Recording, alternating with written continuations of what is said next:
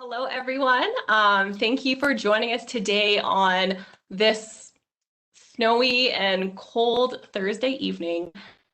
We understand that, the long weekend is coming up. I'm sure everyone is tired of being on their computers or Zooming if anyone is working from home, but we're really happy that you're here today, and hopefully you'll enjoy this fun and informative presentation on play. So before we jump into the presentation, I just wanted to do some quick introductions, just so you know a little bit more about who is presenting this workshop today. So my name is Lisa Kaltenbach, and I'm a registered psychologist. I've been working with children, youth, and families for almost 10 years now. And a big passion of mine is to teach parents and educators new skills to enhance their abilities to support their kids or students, which will hopefully happen by the end of this presentation. And also presenting with me today is my lovely colleague, Ashley. Hi, everyone. Like Lisa, I've worked with kids and families for over 10 years now. I've worked with them in home settings and educational settings, and this topic is a passion of mine in teaching both educators and parents how to interact playfully with children and how to incorporate more play into your day. So I'm just excited to be here and sharing this information. So here is the game plan for the next hour and a half. So the first part of the presentation will definitely be more focused on that foundational information, which will really help you better understand and build upon that information for the second half of the presentation. So we'll be talking about the skills you develop through play, then moving on to the different stages and types of play. And then we'll be going over an acronym which we created to help guide you through some of that child-centered play. And then we'll be finishing off by discussing some typical conflicts we see when children play and some tools and strategies that you can use to work through some of these learning opportunities. And so again, as we're going through the presentation, we will be throwing in a lot of our suggestions and recommendations. So feel free to type in the chat if you have any ideas you'd like to share, or things that work really well in your house, or play ideas that your children might enjoy. Because it can be really super helpful when people share ideas. Sometimes I even walk away with new ideas as well. So again, please feel free to share as we go along. Well, it looks like the results are in, and we've got a pretty good split of professionals and parents. So I think we'll just probably talk a little bit about both throughout, and you can take away from it whether you're a parent or an educator or a therapist, and hopefully get some information for your setting. So what is play? So play is the work of children. It's an important part of their development and how children learn about the world, themselves, and the people around them. Play is the building blocks for further skill development. So we're going to get into that a little bit more, but ultimately, I think sometimes as adults, we think that when kids are just playing, they're not learning or they're not doing academics. And so hopefully this presentation, by the end of it, one of our big goals for you is just to recognize the value that play has for these little ones, and to be able to see the skills that they're building when they're playing. Lisa, I think your microphone is on. And when we're talking about play, so as we go through this, we're going to be talking about some different skills and all of that. I think it's important too to talk about how these are applicable for infants up to, any age really. All you're adjusting with any of these skills that we're talking about is just the language that you're using, the expectations that you're using, and kind of the end result that you see. But in general, play is really universal for a variety of ages. Speaking of universal, it's also universal around the world. Children in different parts of the world may play differently than children in North America, but you still see the same stages of play and the same developmental patterns. What's interesting though, what was the amount? So in Canada, on average, parents will spend $400 to $500 a year in toys. And then in other countries, in developing countries, it's well under half that amount. So even thinking about how are you playing with kids and what tools are you providing them? And just remembering that, well, it kind of goes back to kind of that joke when you give a kid a present and they're just as excited about the wrapping and the box that it comes in as they are about the present. Kids can turn anything into a toy, which is what makes play so delightfully universal. You can have a stick, you can have a box, you can have a rock, or you can have an awesome toy that lights up and makes sounds. So just taking a broader look at what play is, because it includes so many more things than just the toys we buy them. And then along with that being universal, there have been some changes in play. This isn't the good old, 70s, 80s, 90s that we grew up in. There's now, even though we grew up with TVs and screens in our lives, there's definitely more opportunities for kids to be on screens nowadays. And interestingly, about 18 and a half hours of free time in a child's week is screen time. And then another 14 and a half hours is indoor play, and just about 10 and a half hours is outdoor play. And when we compare that to maybe our childhoods where we were a bit more screen free, I know for myself, I can remember, being shoved out the back door in the morning and not coming home till it was dinner time. And so there's definitely been a shift, and this isn't a presentation on screen time versus anti-screen time, but just being aware and cognizant of where that playtime is occurring. There's a time for playing on devices and there's a time for playing outside, and just finding that balance and what can work in your life. I know it can be tricky if you're a working parent versus a stay-at-home parent, but just trying to strike that balance. And then there's increased concerns in this day and age around a risky play.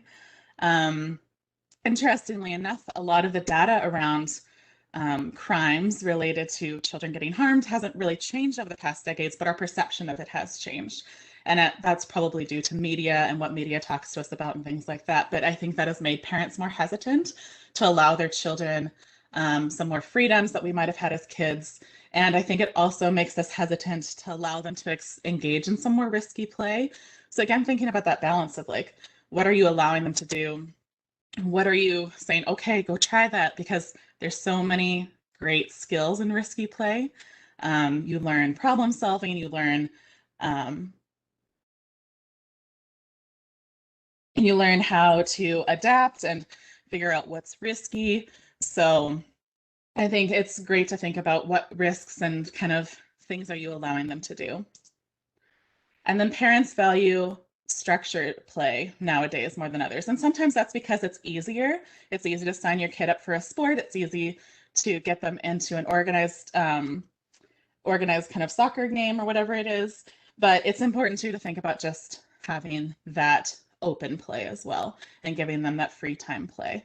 So just these are some of the changes. And again, there's some positives that come with that and there's some negatives, and just being aware of the balance and what kind of play opportunities you're providing kids throughout the day.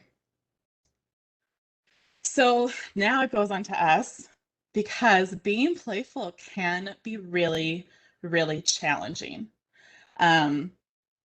Our brains are fully developed by the time we're in our kind of mid-20s. And so what happens with that full cognitive development is we then become more cognitive. It gets a little bit harder to go back to that playfulness of childhood. And I think what's a big piece for adults is recognizing that sometimes play might be a little boring and you might not enjoy it, but really tapping into these feelings from your childhood of what was it like this reflective piece of what kind of play do you remember enjoying? What were you feeling when you were playing that way?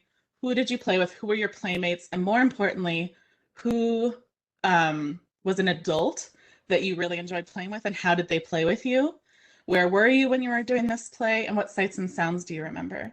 This reflective piece is so important for getting into being playful, because the more that we can tap into how that play felt for us, the more we can get rid of that cognitive piece and just fully embrace the playfulness of childhood and join our kids in play. All right. So because we were able to play as children, explore our world, and create fun and meaningful friendships, we were able to essentially develop the skills and become the adult that you are today. Because as we will be discussing, play builds so many important skills that help us become functioning adults. So we're going to take a look and see what those skills are more on a neurological level. So here we have a fairly simplified, colorful image of the brain. But the point of this image is to touch on all the skills we develop through play, which can be seen throughout every part of the brain. So in the front of the brain, so that kind of red chunk in the front there, that's our frontal and prefrontal cortex, where we're working on a lot of those higher functioning skills. So things like problem solving and attention. We develop emotional and physical regulation in an area called the temporal lobe, better language and communication skills over here in the parietal lobe, which all lead to increased academic success. And the list goes on and on. So we clumped all these skills into 4 major areas.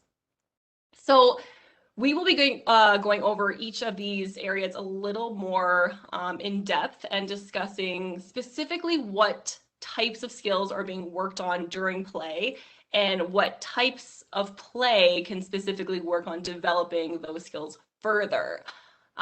So we're going to start with the first one, which is physical development. So as you can imagine, play can highly influence a child's physical development. When we're talking about the specific skills, we're looking at things like coordination and balance, endurance, so improving their cardiovascular system, gross motor skills, fine motor skills, and increasing their overall strength, which is helping build their muscles. And this is why outdoor play is so important, because remember, when our children are sitting inside and playing video games or having endless screen time, it can increase the chance of obesity, diabetes, mental health disorders, other physical issues or ailments. Children need to move. So physical development is so important to practice. And as you can imagine, there are many different ways you can implement physical play. So physical play, again, fairly self-explanatory. It's really any activity where your child is moving and grooving and they can increase the skill. So here we have a few typical examples as to what type of play can look like. And feel free to share a few ideas if you have any. But we have here chasing bubbles, jump rope, playing in the park, the jungle gym, kicking and throwing a ball, dancing, obstacle courses, doing scavenger hunts, racing one another. Even roughhousing can be put in this area, especially for those parents who have little boys, right? This is a common type of play that can actually be really valuable to development. So it's important to note that there's obviously a lot of variability in children's energy levels and desire to move. Some children love rough play, running around, playing sports, jumping off the jungle gym. They have lots of energy, whereas some children might be more quiet and reserved and prefer maybe a calmer type of play, which is totally okay. The point here is to make sure that your children are moving and they're able to work on all those skills that we kind of discussed earlier. So the next cluster we have is emotional development. And as a psychologist, this is an area which is so important. Emotional development is tied to so many different skills that are imperative not only as a child, but as an adult. So we're talking about those self-regulation skills, being able to monitor and regulate all those different emotions you feel. Empathy, that's a huge one. When we're able to truly feel and put ourselves in the shoes of others, we are much more compassionate and thoughtful towards others. We have impulse control. When we don't develop those skills, we often see it coming up in different ways in adulthood. So for example, spending money or having difficulty managing money difficulties maintaining relationships, struggles at work or keeping jobs. And of course, there are other components that can absolutely contribute to those adult issues. But the basic level of play as a child is really when we start to work on those skills. And there really isn't necessarily a specific play ideas that focus solely on emotional development. Rather, it's worked on throughout a variety of different play situations. So again, if you have any specific suggestions that you use with your children or other ideas that can focus on emotional development, please feel free to share. And there are lots of different ways emotional development is incorporated into play. So here we focus more on the idea of free play. So this is dressing up, playing house, imaginative play, or social play. So how are some of those emotional skills, as we discussed earlier, really developing? Well, for example, let's just say that there's, 2 or 3 children that are playing house together, and perhaps someone took the costume the other one wanted to wear. Emotional regulation's being worked on. So instead of throwing items around and screaming over the problem, they may try to communicate that they wanted it and show that they're feeling upset. And the other child is maybe observing the upset child. And this is where we start to perhaps see some empathy or emotional identification occurring. Now, often before children can get to that stage, they typically need a lot of adult support to work through their emotions or support some of that problem solving. But it gives you an example on how many emotional skills are really being developed, even in just a simple game of playing house. So next we have cognitive development, which we could typically categorize as some of those higher functioning skills. So remember when we looked at the image of the brain, and that frontal and prefrontal cortex is where many of these skills are really developing. So as stated in the slide, we have language, mastery of new concepts, problem solving, decision making. And these are considered higher functioning skills because they are much more complex in nature. So decision making and problem solving are very complex skills that, honestly, how many adults do you know in your life right now that also struggle with those same abilities? There are many adults who struggle to problem solve, have critical and logical thinking skills, or perhaps don't make the best decisions. So as you can imagine, if adults often struggle to develop these skills, children do as well. And this is ultimately a lifelong learning process, and it can take years to develop these skills in a really healthy and functional way. So typically, as you can imagine, this type of play definitely focuses more on strategic games or higher types of play like scavenger hunts or building with Lego. So for example, you wouldn't play these games with a 1 or 2-year-old. These would be more appropriate for children who may be a bit older and have some of those other supplementary skills in a social and emotional context. So for any of the teachers out there, if you have any games or play activities that focus on cognitive development, it would be wonderful if you could share those ideas with us as well. But this type of play typically involves more than one child. So for example, if 2 children are playing a matching card game, there's not only skills like decision making or problem solving occurring, it's also some of those other skills like self-regulation, impulse control, and a lot of other social skills, which we'll be talking about next. So yeah, this is the last area, social development. So as you can guess, play is a very social activity. So developing these skills are so important, as it also dictates how our friendships and other relationships will turn out.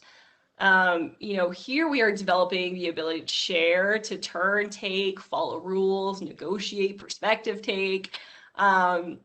And if you look at all these skills, they're essentially the skills you need to function in any relationship, whether it's a romantic relationship, it's a friendship, or even working in a professional environment. We need to be able to collaborate. We need to allow people to share and take turns discussing information and feelings, negotiating. It's all there.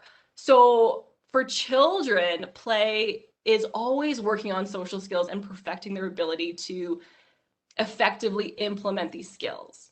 If children can't take turns, if they can't share or follow rules, typically other children may not want to play with them. And that can create a whole other level of issues on its own. Now that child may develop low self-esteem or feel rejected by their peers. So it's important that we support children with these skills, and not only just in play, but all the time, really. So as I mentioned, play is generally typically working on social skills all the time. But we start using those social skills more consistently when we're playing things like team or group games, dramatic play, or board games. And board games are actually a great way to work on so many skills. Often when I work with children, I like to use board games, which we actually will be sharing a few of our favorites later on the presentation. But board games work on negotiating and decision-making skills, saying, I wonder who's going to go first. How can we decide? It works on taking turns and sharing. It also works on tolerating losing. Many kids become very upset and dysregulated when they lose at a game. So this is a great opportunity to discuss it. At the end of the game, someone will win and somebody will lose. And acknowledging, I know losing can make you feel sad, but what are some things we can say or do? We can say, good job, or let's take some deep breaths if we're feeling upset. So it really focuses on teaching a variety of skills. So we're going to take another quick look at this image again and really reinforce how many areas of development are being worked on when children are able to play. So whether it's imaginative play, playing a board game, playing outside, so many skills are being practiced on a neurological level.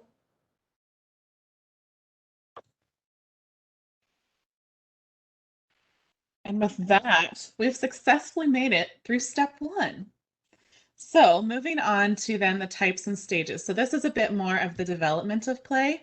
So there's various models and stages of play out there, but this is the one we kind of work within and teach. So these next 6 stages, and they're all important parts of development. So they're going to grow and develop all their skills through all these different stages. And what is interesting to watch as you play with kids and observe them and teach them is that you'll see them move through stages and then kind of go backwards to a stage that maybe you felt like they were already done at. A big example is kind of that solitary play or that onlooker play. Like often kids, even when they're playing with other peers, enjoy going back to solitary play. So it's not considered a regression. It's just considered a part of their development, and maybe they're comfortable there. That's regulating for them.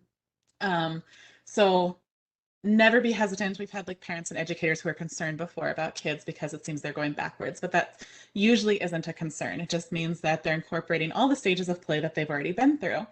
And then another thing to talk about is that these next couple slides are going to show chronological or biological ages attached to the stages of play. Yes, that gives us a guideline on kind of what ages we would expect these different stages of development to occur.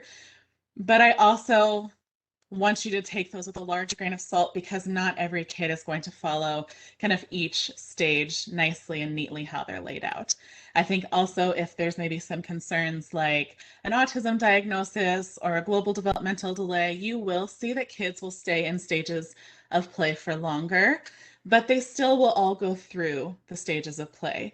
So the point of looking at stages isn't necessarily to focus on the age piece, it's to think about, okay, where have they been and where are they going and what are they doing right now? So we first start with unoccupied play. So this is the babies, and they're just laying there, kicking, observing the world. It really just has to do with kind of those basic motor movements that they're kind of exploring this new life and world around them. Then we move into a bit more of the solitary play. So this is a longer phase of play. And like I said, you'll often see kids that go back to solitary play. I've had little friends before that I've worked with who this is actually a regulation strategy for them. I'll remind them when they're having a hard time playing with a group of friends, like, why don't you just take your favorite toy and go take a break in the corner and play with it by yourself? Because sometimes they get a bit dysregulated when they're playing with the group. So even though they're at that stage of play where they can play with others, it can sometimes just be super regulating to take your favorite toy, go sit by yourself, and kind of chill out and calm down with it. I think sometimes parents and educators also are like, well, that's a baby toy. They shouldn't be playing with it anymore. But you know what?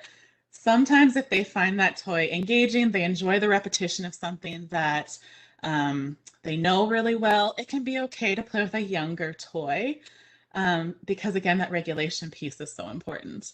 So for solitary play, it's just how it sounds. It's kids playing alone. So independent play with any type of toy, there's no wrong way to use a toy. Yes, we have a lot of toys that should be used a certain way, but part of this solitary play and exploration is just seeing how to manipulate the world and how to manipulate the toys that you're being given. It commonly emerges in toddlers.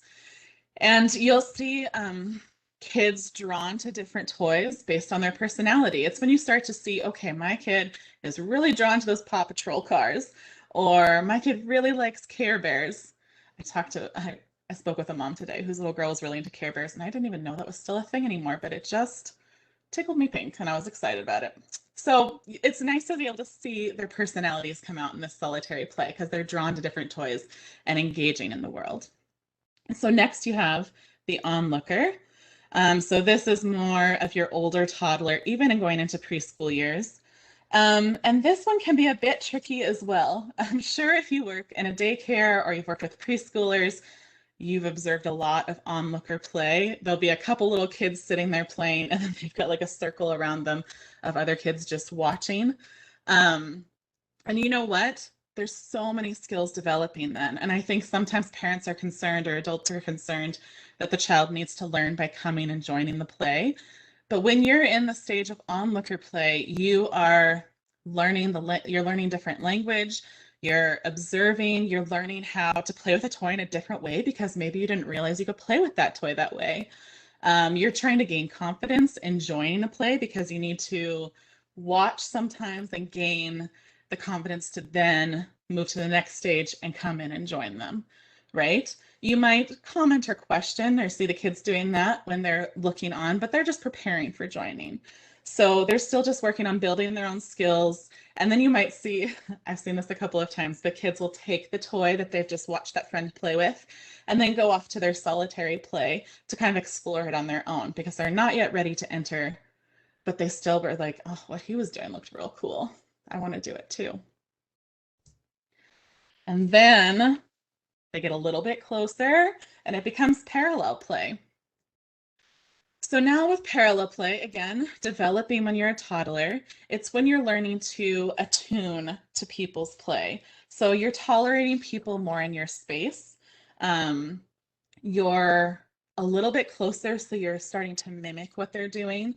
And it's just, again, another really important foundational piece to these stages of play. So again, if you see a child doing the parallel play or the onlooker play, you can definitely encourage them to join. But just remember that there's a lot of power and meaning in these two stages of play that will lead into better interactions, more confident interactions, more confident playing in a group. So they have to get through these stages first before we get to the joining. And then we're getting even closer together because now we've gotten into associative play, which now means that you are closer together and sharing materials. So this is pretty cool. And this can take place at kind of a craft table or on the floor with Legos or, you know, kind of anything where you are sharing materials. So kind of your classic example is two little boys at the Lego table and they're each building their own like towers or castles not together, and they might be commenting on each other, like watching each other, but they're negotiating the same pile of materials. Same thing with the kids at the craft table. They're negotiating the glue sticks and the scissors and all of that, but they're doing their own thing. This is really important for socialization because this is when you start to see problem solving. This is when you start seeing them needing to use cooperation and language development and that social communication piece. So this is really cool too. This is when you start to see more conflicts too, because he took the Lego that I wanted and I was going to put that on my tower. So this is when you get to start working on conflict resolution. And it's really the precursor to relationships because those two little boys that are always at the Lego table together are eventually going to realize that, hey, like he builds pretty cool stuff. Maybe we could build something together and it'd be amazing. Which then takes us to cooperative play. So with cooperative play, it is just truly all the stages have come together. They're starting to play together. They're starting to use that social language that they learned from being an onlooker. They're starting to use that mimicking play skills that they learned when they were parallel playing. They're using those negotiation skills from when they were associative playing. And it has all just become this cooperative play. So this is when you start to see imaginative scenarios. This is when you start to see playing games with rules, because now we understand that games can have rules and we can all follow them together and enjoy our time together. And it can really encompass so many different types of play. This is also when more social conflicts arise. So we're going to get into that juicy bit later. But again, so this is the last stage of the play. But again, you can have a kid that gets to this point, but will still retreat back to that second stage of play where they're solitary playing. Or will still retreat back to that onlooker play where they don't want to build the castle. They just want to watch their friends build the castle because that for them right now is engaging and regulating. So it's about, even though you know that this might be their highest stage of play and they can do it, if they aren't doing it now or in this moment, that's okay. And they can go back and forth and it's totally fine. I think a lot of the skills we're talking about today will help to enhance cooperative play, because kind of like what Lisa was talking about earlier, we all know adults who maybe don't cooperatively play together very well. So what's amazing about talking about play is that we're all here to support all of these positive skill developments so that we can have kids and teens and young adults who all cooperative play together. So within cooperative play, there's some really neat types of play. So competitive, like we were talking about before, like board games following the rules. And then even within board games, there's levels of play. So there's like the very rigid, like these are the rules and we must follow them. And then as kids get a little older and that cognitive piece of their brain starts developing a little bit more, they will start being like, well, I can change the rules and we don't have to follow them. So it's cool to watch that competitive piece really grow for kids. And there's a lot of problem solving there. So for constructive play is when you're building together. So again, that fine motor manipulation, that creativity piece, that imagination, this is a really important type of cooperative play. Dramatic fantasy, this is how kids learn about their life. They act out what they see adults in their life doing. And so playing house, going to work, driving a bus, whatever it is they experience in their day, they'll often play out in dramatic or fantasy play. So this is really cool to just give them a lot of kind of like loose parts, like give them some costumes, give them some old clothing, give them some old pots and pans, and just see what they come up with, because they can have a great imagination for this type of thing. And then you have symbolic play. So this is kind of your arts and crafts and using symbols and creating things that, again, are imaginative. And then physical play. So this is the piece that we talked about before when we were talking about screens, but really making sure that you have enough physical play in a child's daily routine, especially for that regulation piece, because the more energy they can get out in their gross motor skills, the better regulated you'll see them throughout the day. So we made it again to the next stage. All right, so we're halfway through the presentation now, which is fine because I'm sure the last bit will probably take a large portion of time anyways. But hopefully you have a good understanding of the skills that you work on during play, the different stages of play children transition through, and the types of play they can engage in. And now we will be moving on to the acronym ADORE, which will help focus on child-centered play. Okay, so what do we mean when we say child-centered play? Well, it's really about having the child take responsibility for making choices about what they'll play, how they'll learn, how they'll choose to explore. It's really about adults listening to the child and observing what their interests are. It's about taking their lead. And it helps build rapport because they're receiving focused attention from an adult without having to misbehave to get it, which is something we often do see. It helps repair relationships, and it focuses on empowering and regulating the child. So child-centered play is very important because it encourages your child to be confident and focused, and allows children to discover their natural and inner resources for healing. So this type of play is very essential to participate in. So at the bottom here, we actually have a few tips on how to make this play successful. So to start, sometimes playing for just even 5 to 10 minutes can be an easy and manageable way to start implementing this into your day. It's also easy when you actually schedule it in. So some times of the day that are great to implement this are before making dinner, before a bedtime routine, if you have any downtime throughout the day, or when the child is maybe arriving home from school. And if you have multiple children, sometimes scheduling dates for each child can be really helpful as well. So if you are a teacher or a daycare worker, you might be wondering, well, how would I implement this in a classroom with so many children? But there are many institutions out there that follow a child-centered learning approach. So in a classroom, you can create connection rituals. So maybe as each child enters the room, you can spend maybe a small amount of time greeting them, showing interest in them by asking how their night was or how their morning is, getting them settled into an activity. So teachers, if you have some examples about some of the connection rituals that maybe you have with your students or how you focus on child-centered play, please feel free to share. And sometimes children can struggle with specific times or activities in the day. So sometimes even filling a child's bucket before that tricky part of the day can be super helpful. So there are definitely a few different ways you can implement this into a classroom setting. So as we go through the ADORE acronym, these are essentially ideas we want you to follow and focus as you engage in child-centered play.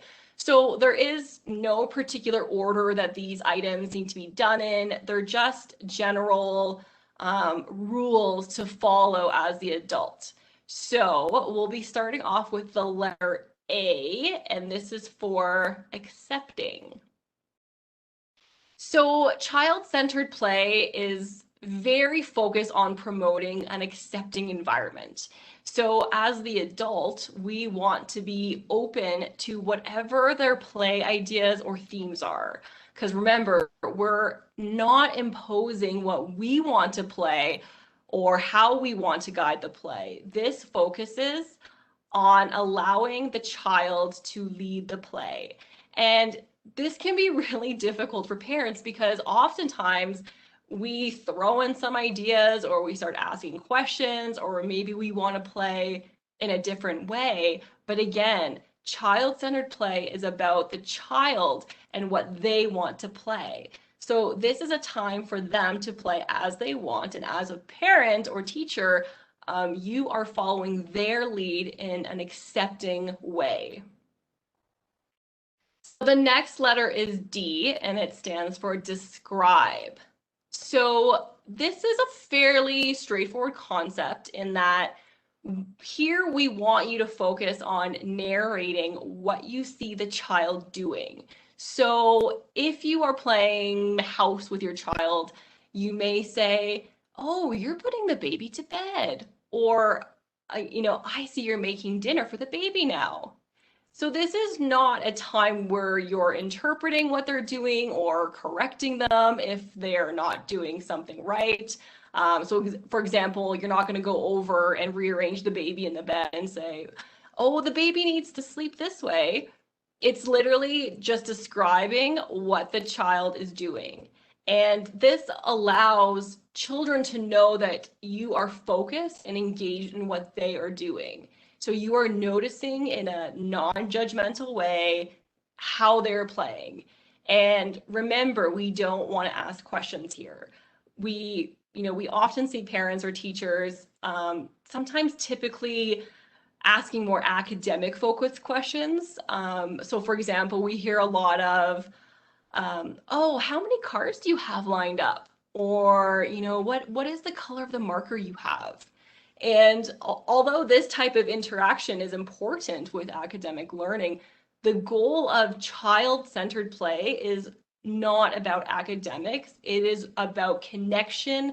It's about rapport building and having that shared enjoyment with the child.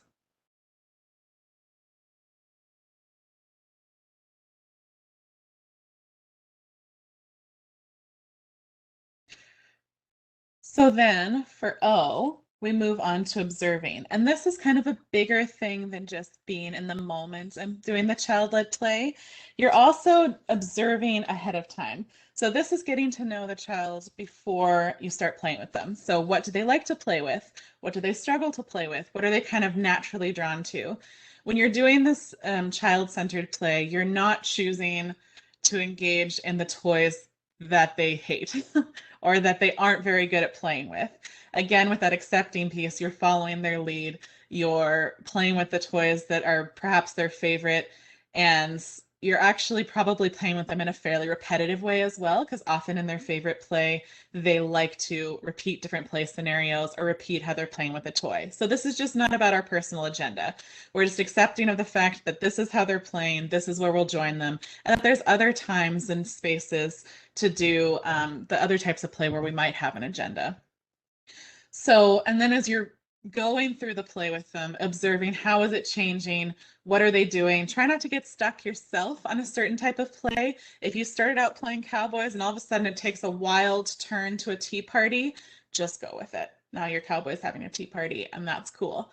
So this observation piece is just, sometimes I just like to take a step back if I'm doing this with a child and just say, okay, like, what are you still doing? How are you doing it? How can I rejoin you? Just to make sure that I'm still attuned to what they're doing as well. And then lastly, or not lastly, because there's an R in a door and I can spell. So for R, we have repeat. So this is when you're listening to the words and the noises that they're using. This is the part where it can get a little bit silly and a little bit ridiculous, because once a kid realizes that you're repeating what they're doing, they're saying, they can sometimes get a little bit silly with it because it's very funny to them and engaging. So on one hand, it's great because you're building rapport and you guys are having a giggle fest together. But on the other hand, this kind of goes into the area of like how to manage behaviors that might come up in this kind of play, because you don't want to stop them from doing something, but you also don't want it to get out of hand. So sometimes if it can get a bit too silly, you can just model taking some deep breaths or say like, "Oh, my body's feeling silly right now. I need to calm it down. Can you help me?" I just find that for myself, this is the part where kids are like, "Oh my gosh, she's copying me. Do you see this? What other silly things can I make her do?" So just notice how they're moving the toys. Notice what they're doing with them. "Oh, your dinosaur is roaring. Roar, mine can do it too." Using your cars to follow them up the car ramp. All of that fun stuff. Just to show, I think in this world, we all want to be seen and validated. We all want to know that what we're doing is important. We all want to know that what we're doing matters. And this piece of repeating is so important because it validates them. It validates what they're doing and their choices. And for kids who often are following an adult's lead and maybe don't have a ton of power in their day, this is empowering to have this kind of adore play with an adult and have them mimicking you and repeating you is just, to a kid, so empowering. And here we are at the last thing, E, enthusiasm. Remember back to that slide I had before about how play can be tricky. It can be hard to get out of our cognitive heads and into our playful child heads. So this is the part where you sometimes just fake it till you make it. So my daughter has been really into her doctor's kit. And last night after dinner, we were doing a little bit of this kind of adore play before bedtime. And I cannot even tell you how many times I got like a popsicle stick shoved in my mouth to check my tongue and like stuff shoved in my ear. And there was a bit of like, I was like, oh my gosh. But fake it till you make it. She's having fun. This is the way she's exploring the world. I can probably tolerate having a popsicle stick in my mouth one or two more times for the sake of the play, right? Be animated, be positive, make eye contact with them, get down to their level. Again, it's so empowering to have adults down where you are as a kid and not kind of above you, being bigger than you. And then just in different ways expressing to them how much fun this is. I think sometimes we don't enough like overtly tell a kid, I love that I'm here with you. I think this is so much fun that we're getting to play together. So just being really cognizant of giving that actual feedback to them of how much fun you're having and expressing that to them. And I think, again, going back through all these steps, so the adore, so it can just be a lot. And like Lisa was saying, schedule it into pieces of your day and make sure that you're maybe just doing small chunks to begin with because you want it to end on a good note. So even 5 to 10 minutes of this really purposeful child-centered play can fill a kid's bucket for the next couple hours. That's why it is a piece where it's a bit of a relationship repair. It's a bit of a relationship builder because the child is really attuning to you and you're attuning to the child and you're filling them up. Again, like kids often are following the lead of an adult throughout the day, and to have this 5 to 10 minute chunk with an adult somewhere in the day where they're in charge, they're telling the adult what to do, they're calling the shots, that can just be a real game changer for any relationship. So hopefully, if you guys get to try this out, you'll see kind of some of the positive benefits that it can have. All right. So, earlier we talked a little bit about how difficult it is for adults to play. It is a skill that many of us have lost because as adults, we don't play in a similar way that we did as children anymore. So the learning curve is also occurring for us. And often when we work with parents, teaching them how to play with their child is often a topic that we focus on.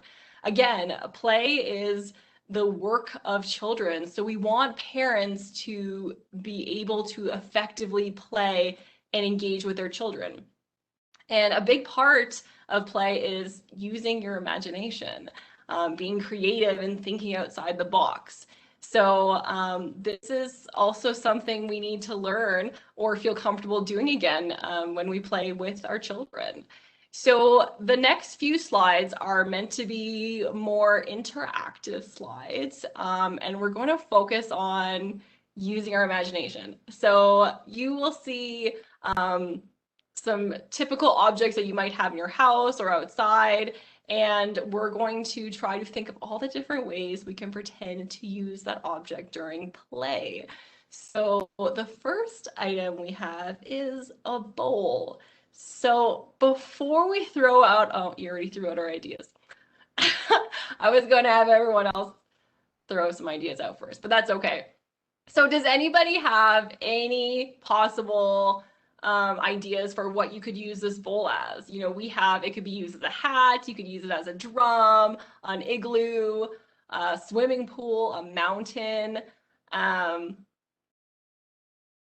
And we kind of chose an easy one this time because we just wanted you to get in the groove of using a creative using your creative side and your imagination. And typically this is an easier activity to do when you're in person because people can just shout it out. So if anybody has any suggestions, feel free to type it out.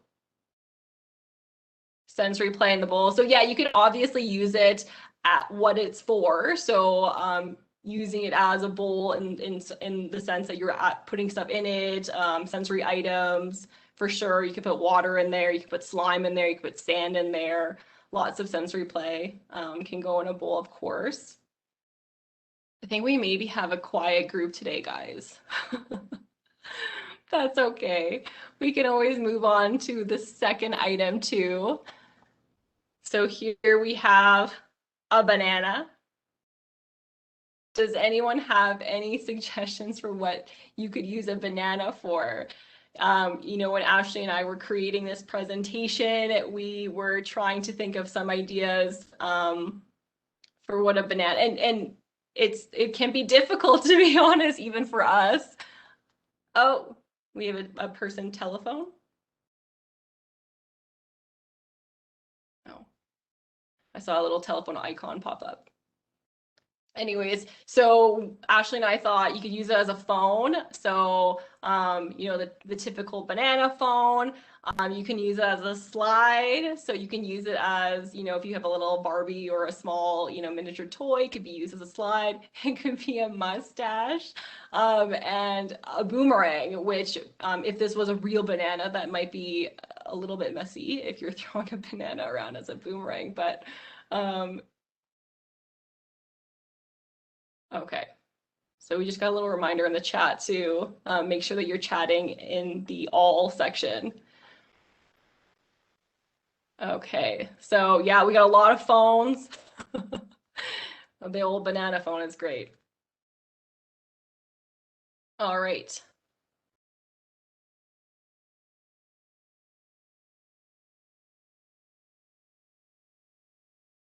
We have a what is this called? A toilet paper roll, an empty toilet paper roll. We can use it as a tower, a telescope, a trumpet, a rocket ship, kaleidoscope, whatever you want to use it for, you can definitely use it for that. Okay, I'm trying to read through a car tunnel. Yes, that's a fantastic one. Didn't actually think about that. A vase, yeah, you can put flowers in there. That's a great idea. You guys actually have better ideas than what we did. We really struggled to think of what we could use for some of these items, but these are really good suggestions. Okay, and then the last one we have is a stick. So we actually had a different item in here before, but we figured we could, Ashley and I were really struggling here, so we thought a stick could be one of the easier things to think of. Magic wand, yep, absolutely. That was one of the ones that we thought of right away. It could be used as a drumstick. It could be used as a walking stick if you have a large enough pole or stick, sorry. Cane, yeah, you can use it to draw in the dirt, so it can be used almost like as a utensil. That's fantastic. A sword. We have fishing pole on here. Awesome. So these are great suggestions. All right. Thanks for participating in that, guys. I hope you guys had fun with it. All right. So we are at the last section. And this is usually a crowd favorite because we're focusing on those tough moments that arise during play. So if you have multiple kids or you're a teacher in a classroom, I'm sure you're fully aware of all the different types of problems that come up when children play. And just like anything else, play works on many different skills, and children typically need adult assistance in order to better those skills or practice those skills more effectively. So this section is really more focused on building your skill set so that you can support your child better. So we talked a bit earlier about how many skills we typically need in order to have friendships and relationships. And when we don't have those skills, it can lead to bigger problems down the road. And there are multiple skills that we really need to be a good friend. We need to be regulated. We need to be able to listen. We need to take turns. We need to be patient. We need to understand and follow the social cues of others. It's actually a very complex process being a friend because you need to have so many skills to effectively have friendships. So not only do you need a whole bunch of skills to be a good friend, we also need to use those skills in a variety of different contexts and different relationships. So many children are a part of different social groups. They have to transfer all those skills to all those different groups and environments. And as you can see, many of those relationships that children have are often with other children. So we have classmates, we have siblings, cousins, other children at the park, and there may not always be an adult around to support problems or issues that come up in play. So it's important that kids can eventually be in a place where they can for the most part, use their skills to manage all these different social contexts. So naturally, and just like any other skill, it takes time to develop. Remember, when we're looking at that image of the brain and that prefrontal cortex that focuses on those higher functioning abilities, that part of your brain, as Ashley said, doesn't actually fully develop until we're about 25 years old. So that just gives you a realistic idea as to how time-consuming skill building can really be. And the reality is some children may need more support in this area than others.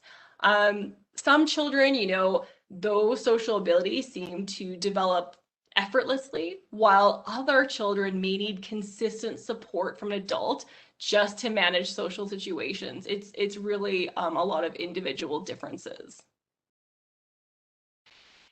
So in order for children to develop these skills, there's a bit of a hierarchy we need to follow. We can't just end up at the top of the skill building tower if we really haven't had the opportunity to teach and focus on these skills. So here we have kind of a basic level strategy that can help teach any skill really, whether it be sharing, turn taking, regulation, building empathy. It all starts here. So an easy 3-step process that focuses on coaching, prompting, and praising. So coaching really focuses on assisting the child to build those skills so they can hopefully do them independently later on with their peers. Sorry, can you just go back, Ashley? So this can be through a variety of pre-teaching tools like games or books.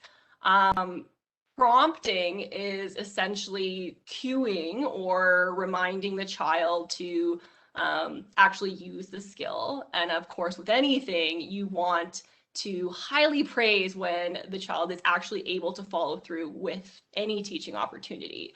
If they feel good about what they did, they're more likely to do it again and again and again. So when you are working on doing skill building with your child, there are a few different tips to definitely make the process easier. So you might want to pick a friend that your child prefers, so there's less conflict. Yeah, maybe you use toys that your child is familiar with, or maybe being in an environment that your child feels more calm or comfortable in, because if a child becomes dysregulated during this process, then there's really not much learning activity happening. So this is a great tool to have. And as I mentioned earlier, children need adults to help teach those social skills. And as I said, there's a variety of tools that we can proactively teach. We can role play, we can use books, we can model appropriate behavior.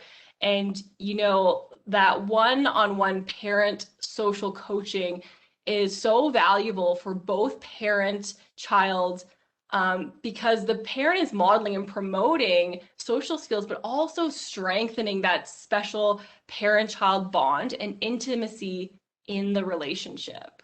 So here on the slide, we have a few skills we would normally work on with children. And here we can use scripts a lot of the time to support that learning. You know, sometimes speaking this way in a scripted way can feel very awkward at first, but the more you do it, the easier it does get.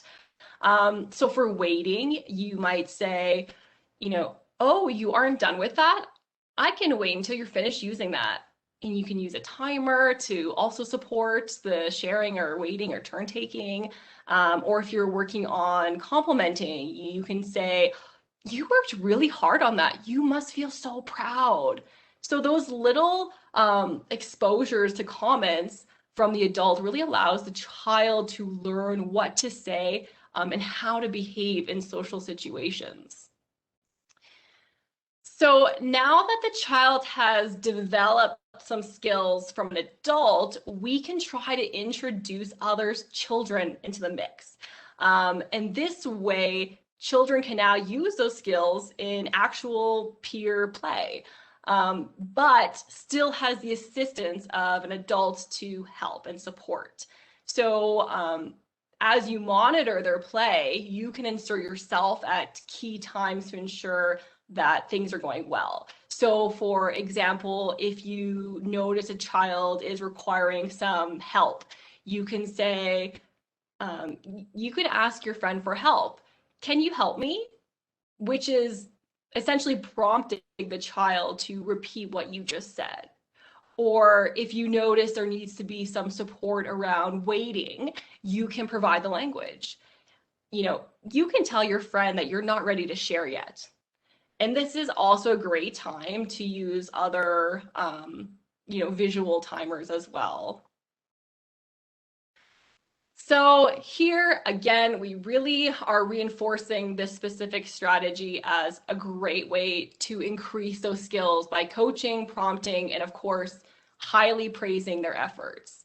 So as we move on to the next few slides, we will be able to use this strategy as well as others when trying to deal with all those social and play conflicts.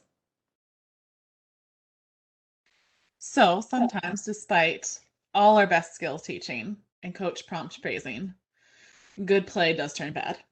And so we know there's bound to be arguments. We know there's bound to be toys taken at some point. There's going to just be those moments and you're like, what do I do? And going back to even thinking about all those different peer groups that kids interact with, some of those peer groups, there won't be an adult that will be there to support when good play turns bad. So when you're in the moment and you're there when you can support some problem solving, that will help to solidify the skills when they're maybe off in a neighborhood park with some other kids and you're not there to support them in problem solving. So thinking about, okay, so we're going to go through some scenarios. At any point, you could ask me and Lisa, give us those hypothetical scenarios, and we would both tell you perhaps something different on how to solve the situation. The tricky part about social conflict is there is no one script. It'll depend on who the kid is, what their developmental skill is, what skills they already have, what you've already taught them, what kind of supports you're providing them. So where we're coming at with this is less of a if this then this approach and more of a this is your toolkit. So it's not about having the script going into every social situation that could ever happen. It's about, okay, I have all these tools and this is what's occurred. What the heck tool do I need to pull out of my toolbox right now to help solve this situation? And that's why, like I said, if you asked me or Lisa separately the same question about the same scenario, we might tell you different tools because all of these tools will work with different kids in different scenarios in different ways. So you need to take a little shot of this. We'll look at it again a little bit later too. But essentially what we'll do is we'll go through some scenarios and kind of go through these different solutions and how they might solve some social conflicts that arise. And all of these are fairly common within a home setting, a daycare setting, a school setting. And again, these are all solutions you can use with a wide variety of ages. What will change is your expectations on independent usage, and then the language that you're using with that child, depending on their age and how much support you're using. All right, so our first situation. One child doesn't want to let another child play with them. Classic, right? We've all been there. The kid's crying because so-and-so said, no, you can't play with me. So what do you do? Okay, so some of our solutions are modeling. So modeling goes both ways. You can model to the child who doesn't want to play with the other kid how they can maybe more appropriately say, oh, not right now. I don't want to play with you right now. I'm going to go do this. Or you can also model to the child who has been denied what they could say or do as well. So in these situations, you're giving them the language they could be using, you're giving them the actions they could be using, and you're just basically playing out the script of what the solution could look like. Another great one for this kind of scenario where nothing specific has happened, there's just maybe been some poor social communication and poor social skills, is a group meeting. So let's segue into what problem solving as a group looks like. Once upon a time, I took a course called Positive Discipline by Jane Nelson, and that's where kind of this concept comes from. She's a big proponent of the kind of the group meeting, both at home and in schools.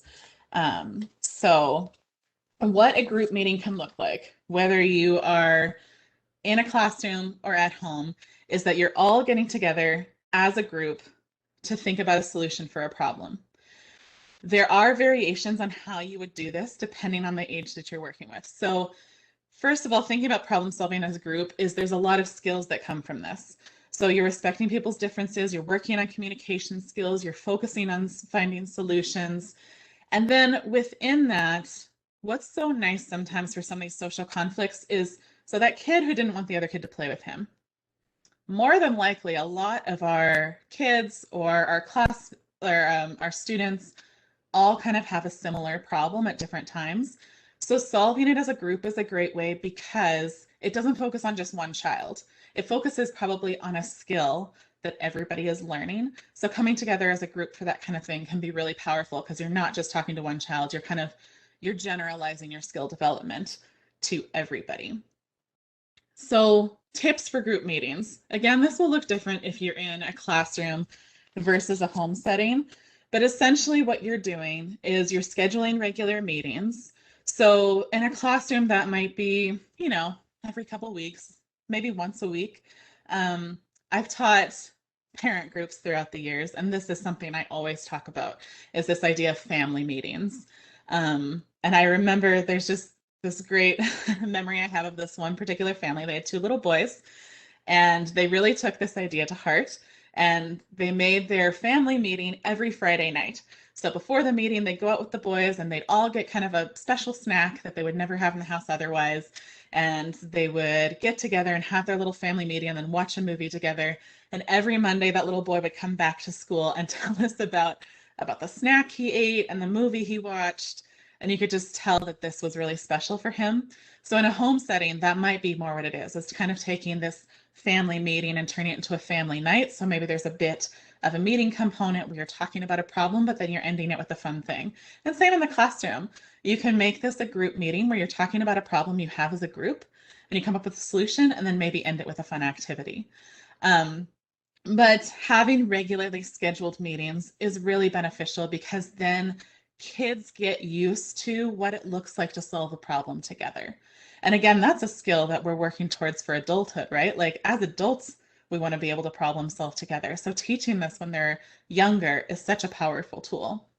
And just remember that learning takes time. You could have this amazing group meeting, come up with this brilliant solution. 5 of the kids will get it. 6 of the kids will need to hear it 3 more times. Everybody learns at different paces. You might have to talk about the same solutions a couple of times, just depending on where kids are in their development. creating an agenda that's easily accessible.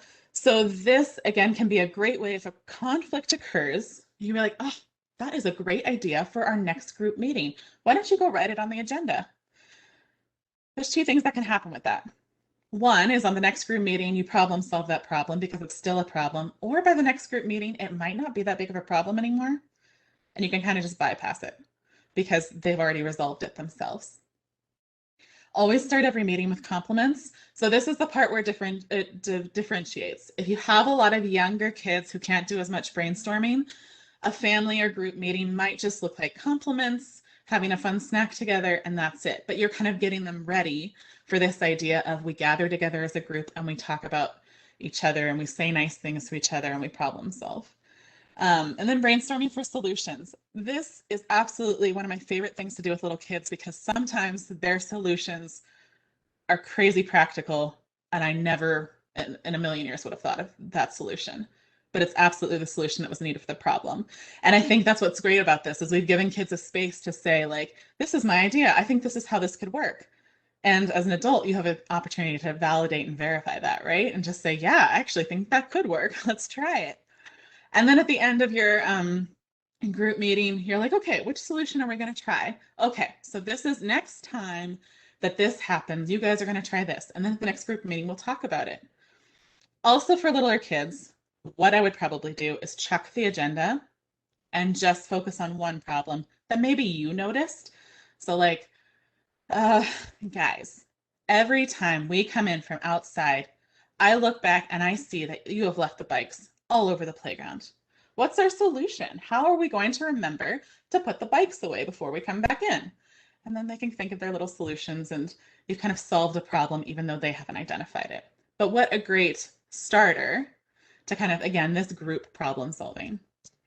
Okay, so tools you'll need: an agenda, a talking object. I say object because it used to say stick. Depending on the children you have, a stick might not be a great thing to give them. You might want to give them something soft and round like a ball. But just that idea of when you have the talking object, you are the person that's getting to share your ideas.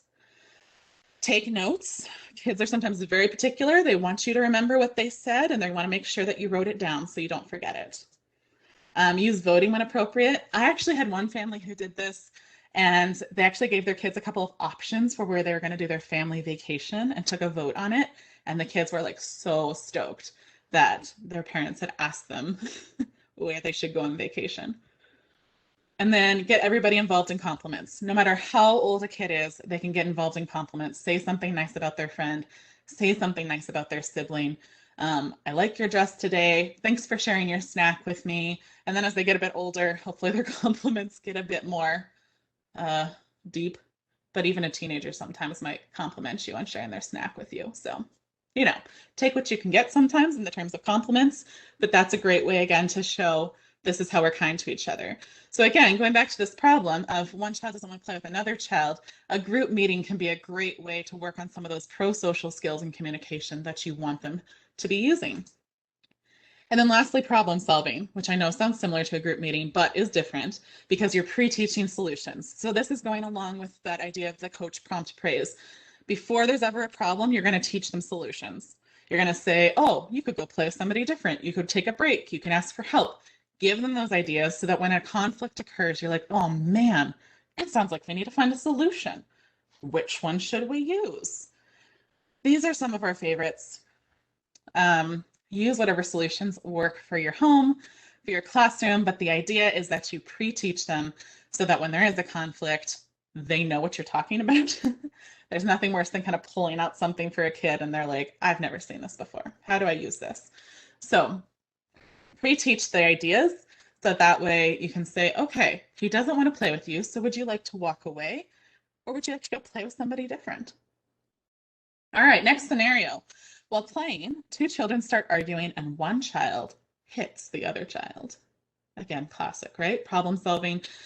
Thinking again about that model of the brain, basic problem solving that comes from kind of our downstairs brain is going to be to push, bite, kick, hit, spit. So when kids don't have the words, they might be doing some of those primal problem solving techniques. This is a classic one where people always ask, who do I help first? The person who's pushing or the person who's hurt? Again, I have no clear answer for you. It's 100% going to depend on the situation, the environment, the kids involved. This idea of the time in is that you're addressing the child who's dysregulated and doing the pushing. They're dysregulated, they need your support in calming down. A time in is going to be more supportive than kind of like a you're being naughty, go sit over there and think about it, time out. A time in means I recognize that you are emotionally dysregulated and physically dysregulated and you need to be okay.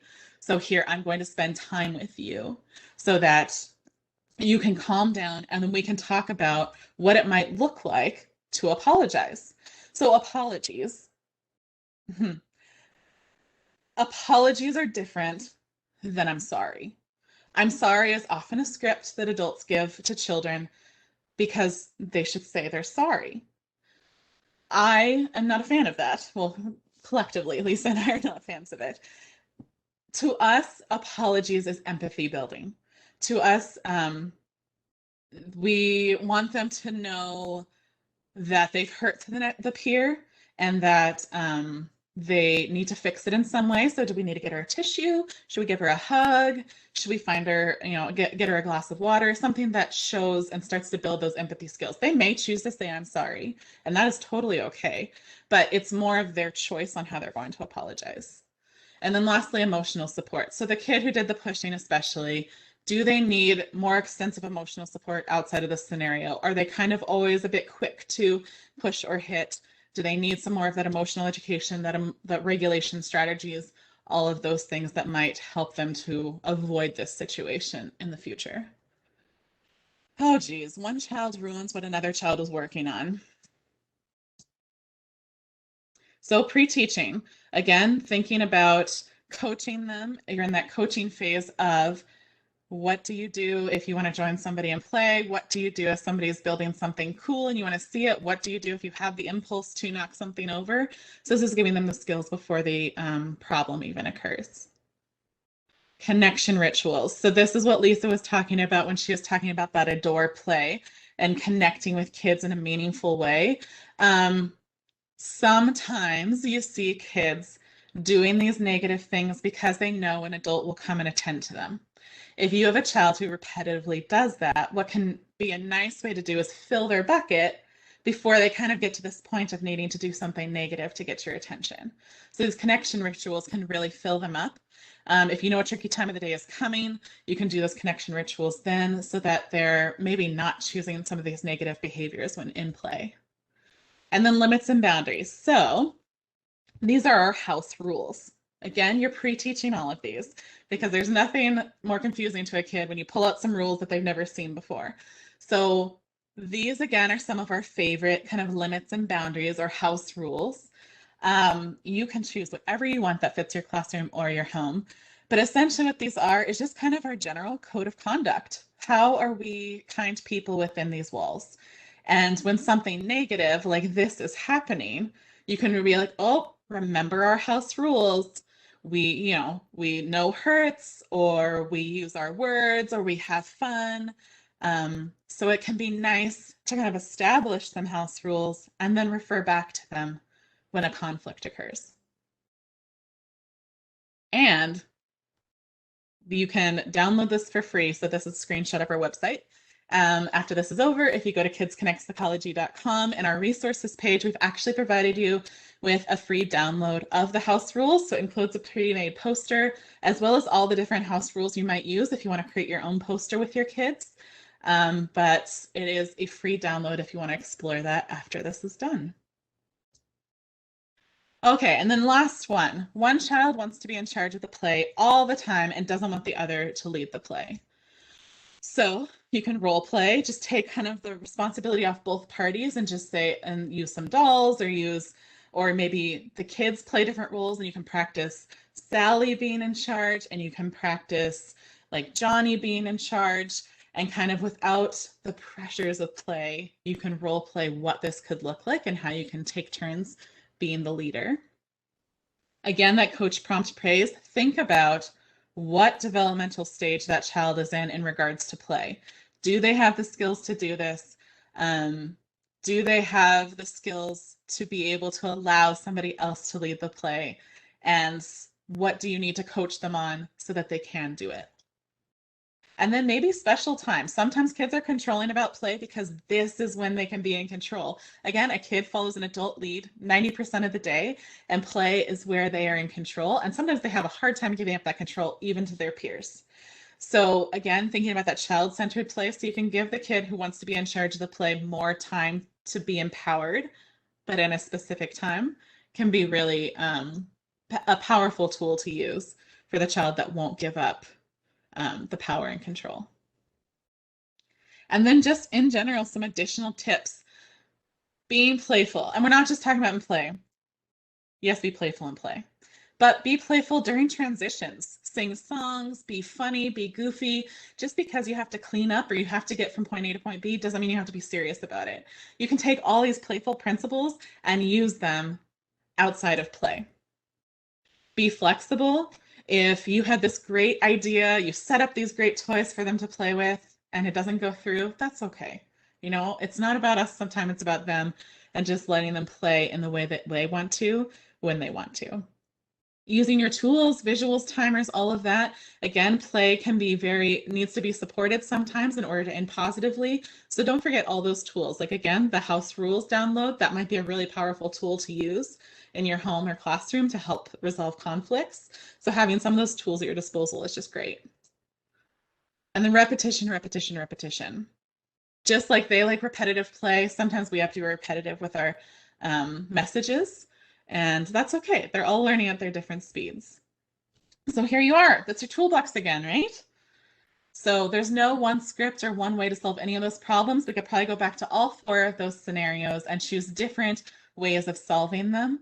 But in general, these are your tools for solving social conflicts.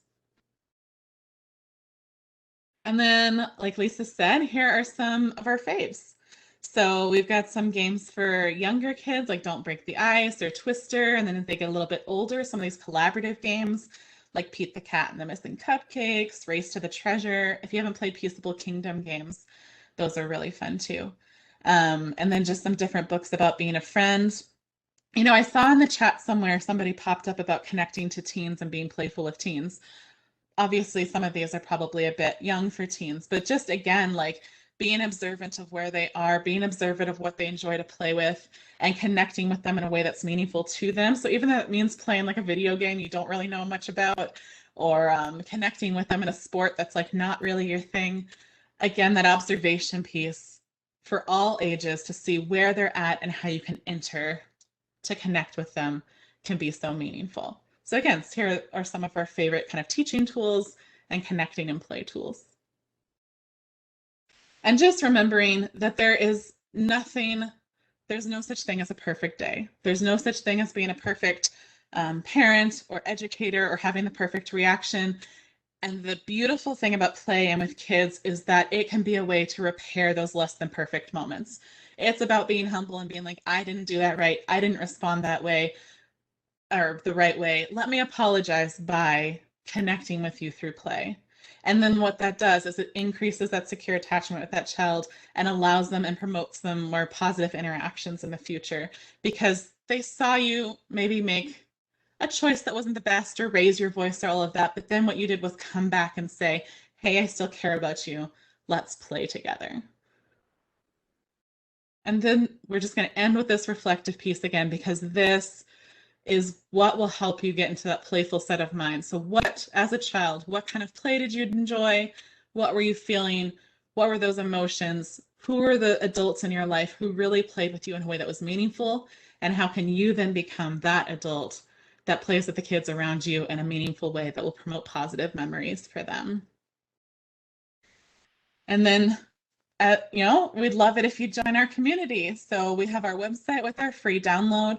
And then we have Facebook and Instagram and LinkedIn if you'd like to connect. And if you have any questions about any of this, you can definitely email us. But we just really appreciate that you all came tonight, and we just got to share one of our favorite topics of play with all of you.